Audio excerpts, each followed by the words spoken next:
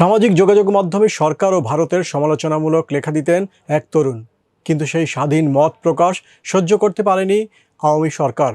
একদিন নামাজ পড়তে যাওয়ার পথে তাকে গুম করা হয়। তখন তার বয়স 18 হয়নি। পরে তাকে নেওয়া হয় চট্টগ্রামে। সেখানেও তাকে দীর্ঘদিন গুম রাখা হয়। প্রায় 5 বছরের কারাভোগ শেষে অবশেষে তিনি এখন মুক্ত মানুষ। আমার দেশ স্পেশালে আজ আমরা শুনবো সেই তরুণের কথা। জনাব আশফাক, আপনাকে কয়েক বছর আগে বাসা থেকে তুলে নিয়ে গুম করা হয়েছিল এবং আপনাকে সন্ত্রাস দমন আইনে আপনার বিরুদ্ধে মামলা হয়েছিল এবং সেই মামলায় আপনার সাজাও হয়েছে। তো আপনাকে কিভাবে গুম করা হয়েছিল এবং সেই সময় আপনার বয়স কত ছিল? সেই সময় আমার বয়স ছিল 16 বছর। আমি তখন দাখিল পরীক্ষার্থী ছিলাম। আমার বাসা ময়মনসিংহ থেকে আমাকে উঠায় নিয়ে যাওয়া হয়েছিল। আমি মসজিদে যেতেছিলাম নামাজ পড়তে, সেই সময় আসলে আমাকে উঠায় নিয়ে যাওয়া হয়। ওঠানোর সময় আমাকে বলা হয়নি আমাকে কি জন্য উঠায় নিয়ে যাচ্ছে।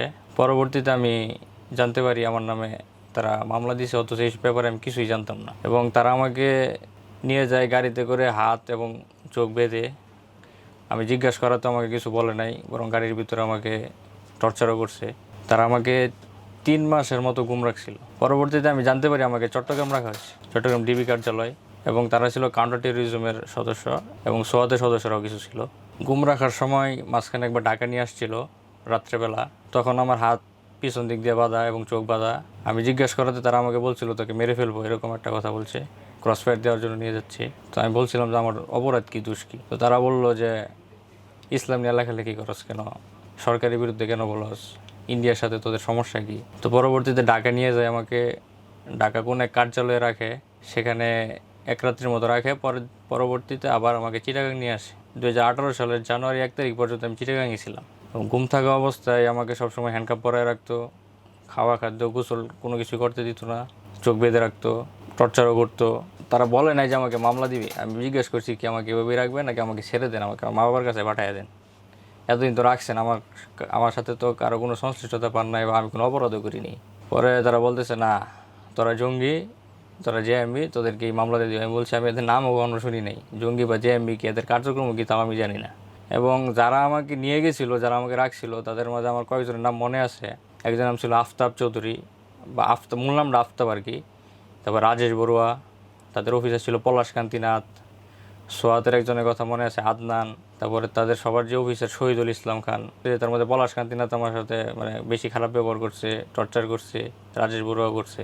তো পরবর্তীতে আমাকে মিডিয়ার সামনে নিয়ে যায় জানুয়ারির 1 তারিখের দিকে, এবং আমাকে দেখায় যে কিছু বিস্ফোরক দ্রব্য দেখায়, কিছু গ্রেনেড দেখায়। অথচ এগুলো আমি জেলখানায় যাওয়ার পর আমি চোখে দেখিনি, আজ পর্যন্ত আমি চোখে দেখিনি এই জিনিসগুলো।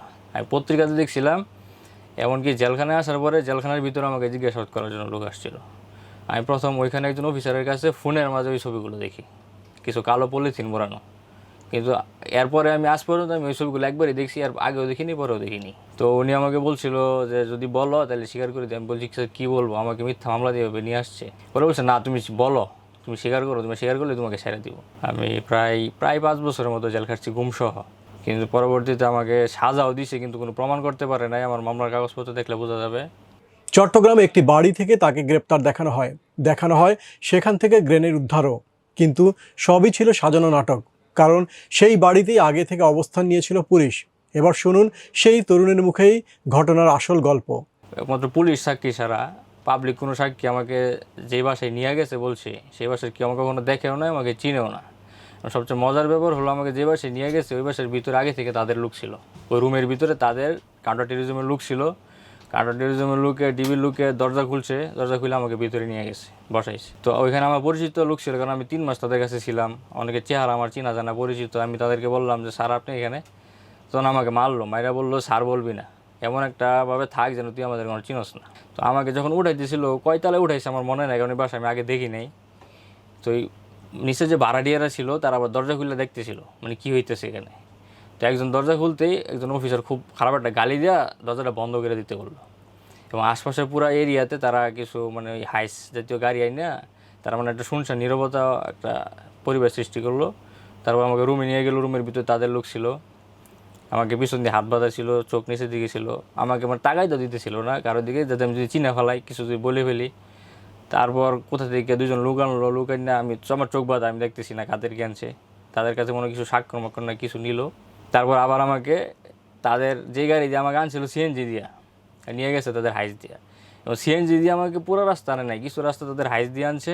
রাস্তার মাঝখানে হাইস থেকে নামা একটা সিএনজিতে উড়াইছে, দুজন অফিসার বসছে, রাসিফ খান নামে একজন অফিসার ছিল, সে মানে একটু মানে খুব রাফ বিহেভ করতো, খারাপ বিহেভ করতো বন্ধুদের সাথে, সে মাইরধরও করতো। তারপর এই কাহিনীর পরে আবার আমাকে তাদের অফিসে নিয়ে যায়।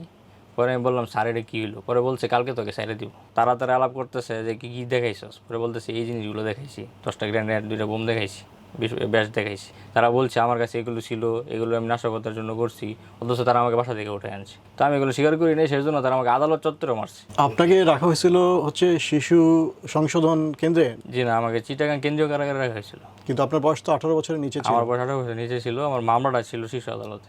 আর গুমের সময় 3 মাসের বেশি গুম, এই সময় কি ধরনের নির্যাতন করা হয়েছে আপনার উপরে?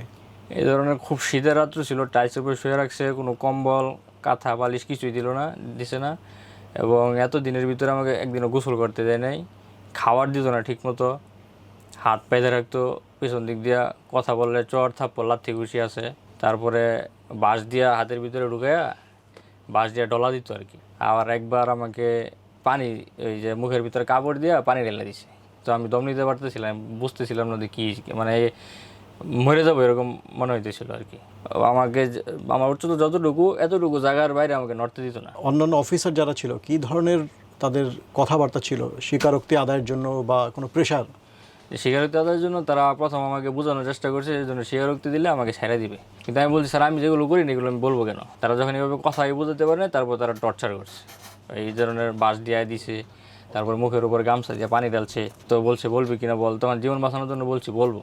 কিন্তু আদালত চত্বরে গিয়ে আমি ম্যাজিস্ট্রেটের কাছে সব খুলে বলছি স্যার আমাকে এই ধরনের টর্চার করছে, আমাকে বলছে আমি যদি স্বীকারোক্তি এগুলো না দেই তাহলে আমাকে আবার রিমান্ডে নিয়ে আসে, আবার আমাকে এমন অবস্থা করবে কোনোদিন বিয়ে শাদী করতে পারবো না, এরকম কথা বলছে আমাকে। ভিতরে আবার একজন সদস্য ছিল তাদের, সে সদস্যকে ম্যাজিস্ট্রেট বলছে সে স্বীকারোক্তি দিবে না, তো এই সদস্য আবার বাইরে গিয়ে অফিসারদের কাছে বলছে, অফিসাররা তখন এটা শুনে আমাকে মারছে। ইসলামের পক্ষে লেখালেখি করলেই তখন অনেক তরুণকে গুম করা হতো, ভারত বিরোধী কোনো মত প্রকাশকেও গণ্য করা হতো ভয়ঙ্কর অপরাধ হিসেবে। সময় বদলেছে, হাসিনার পতনের পর সেই তরুণেরা আজ মুক্ত, তবু অনেকেই এখনও টেনে যাচ্ছেন পুরনো সাজানো মামলার বোঝা। দর্শক, আজ এতটুকুই। আমার দেশের সাথে থাকার জন্য ধন্যবাদ।